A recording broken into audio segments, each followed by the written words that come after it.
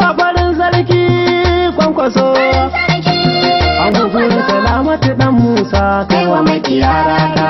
Tabbas al'ummar jihar Kano da ma ƙasa ta Najeriya baki ɗaya mu zaɓi jam'iyyar NNPP a shekara ta 2023. Farin gani farin alheri. Angon Najeriya a shekara ta 2023. A ƙasa ta Najeriya mu zaɓi Dr. Rabi'u Musa Kwankwaso a matsayin shugaban ƙasar Najeriya a zaɓe mai zuwa na shekara ta 2023.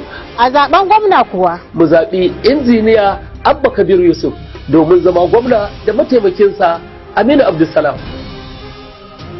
Al'ummar jihar Kano birni da ƙauyuka kowa ya karkaɗe ƙuri'unsa domin lokacin zaɓe ya karatu mu samu canji daga wancan mulki na kama karya.